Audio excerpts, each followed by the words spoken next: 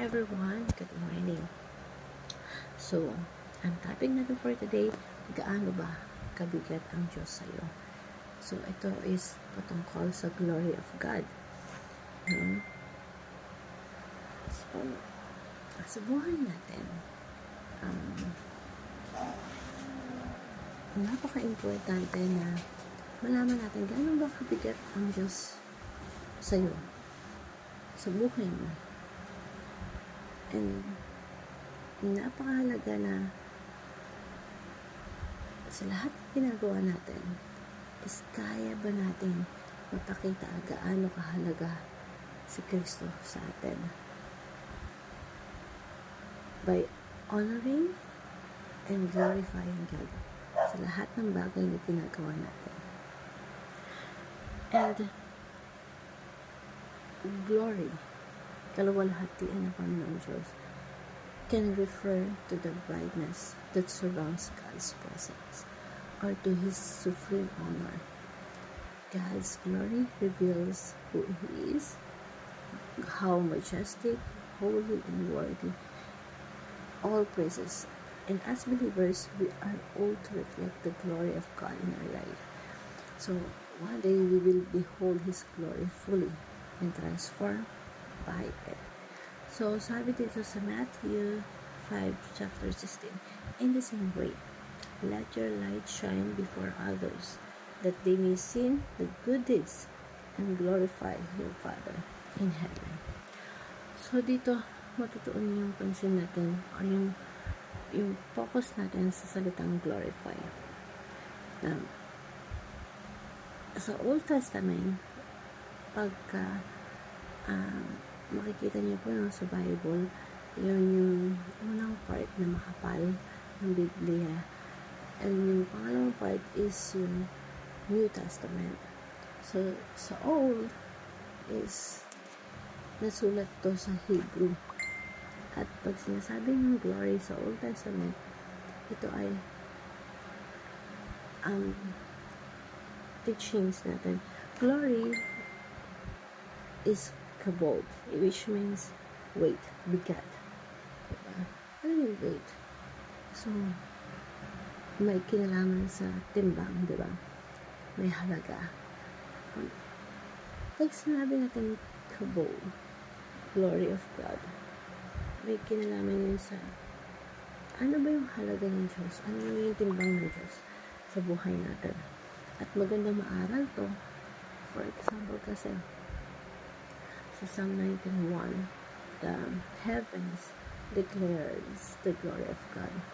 Why? Kasi pag tinignan mo yung kalawakan, tinignan mo yung bituin, tayo ay ma-amaze na sobrang dami ng bituin. Sa solar system, merong araw, diba? Yung araw, isa sa mga bituin ng Milky Way. So, nakabilang tayo sa Milky Way. Nakapaloob tayo sa Milky Way galaxy. At makikita natin yung iba't ibang stars. Yung araw nga kung ikukumpara mo sa ibang stars, napakaliit ng araw doon. Sa Milky Way, may billions and billions talaga of stars. So, isipin natin na the heavens declares the glory of God. So, ibig sabihin, kung titignan natin yung kalawakan, na-amaze ka talaga. Para siyang art ni Christ. Makikita ko yung bigat, makikita mo yung ganda kasi yung gumawa, diba? It's an art of God, paintings of God, na workmanship of God, na makikita natin, wow, sobrang bigatan ng Diyos natin, diba? Sobrang halaga ng Diyos natin kasi yung nilakala niya yung universe to ganyan, heavy yun. Heavy yung universe, at mas heavy pa yung Diyos dyan. Kaya pag nakakita ng art and painting, mamimesmerize ka talaga kung sino gumawa, diba? And sobrang kagandahan ng painting to, napatak sa'yo na ang galing ng artist na to. Nasasalamin kung anong uri at gaano kabigat ng artist. Yun.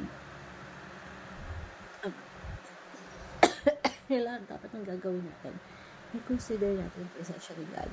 consider natin yung bigat, yung halaga ng God sa atin. Kasi kung hindi mahalaga sila sa atin, lahat ng desisyon gagawin natin. And that is yung glory of God. Yung value ng ginawa, when you glorify God, makikita mo yung halaga. Mababago talaga yung buhay mo. Because you cannot glorify God without changing yourself. Mababago talaga at magkakaroon talaga ng transformation once we start to glorify and worship God. And pagdating sa Greek, yung pangalawang bahagi ng Biblia sa New Testament, ito yung sulat sa Greek. At yung kabot po, yung glory sa Old Testament is pag-translate sa Greek is domsa, ibig sabihin is new ones or honor God. Meron kang personal relationship with God. Na lahat ng decision na gagawin mo in such a way that you honor God. Para sa mga parents natin, pag ina-honor natin sila, ayaw natin sila masaktan. Magpapakabuti tayo, magpapakausay tayo. Ang husayan natin lahat yung ginagawa natin. Kasi naghihirap yung parents natin, diba?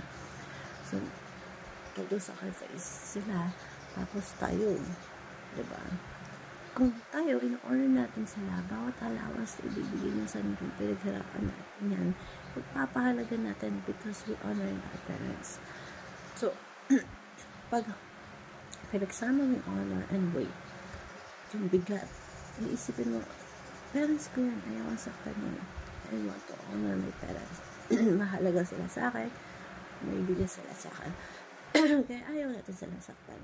And at the same time, we want to honor them. So, same thing din sa relationship natin kay God. Pag sinabi mo you want to honor God, yung mga decision mo, ayusin mo. Kasi ayaw mo gumawa ng mga bagay na hindi ka nadudugod sa Diyos. Hindi honoring sa Diyos.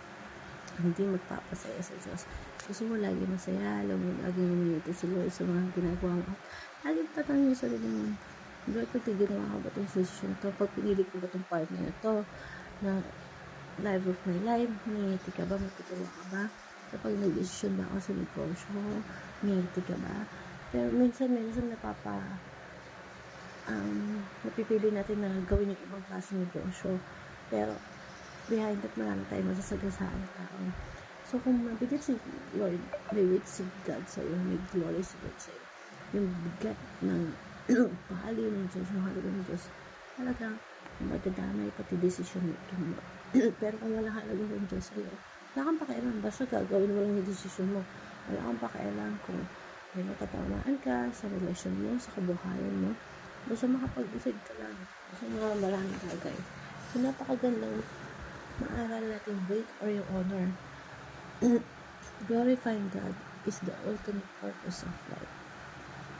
Na malawalhati natin ng Diyos, honoring God.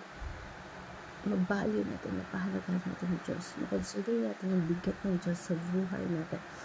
That's the ultimate purpose of life.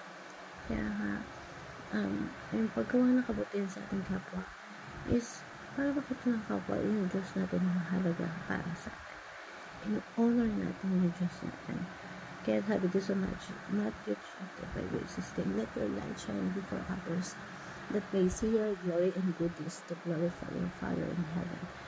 Tayo ay mga ilaw at dapat pinaglaliwanag natin sarili natin at may kinalaman sa glory of God.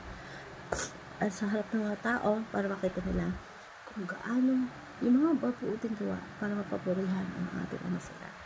So, lahat ng ginagawa natin, patungo yan sa ultimate purpose of life and to glorify God.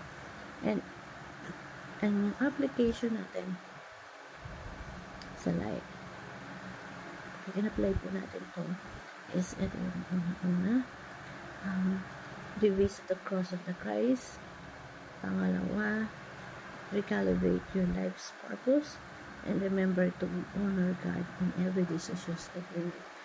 Na-apply natin yun.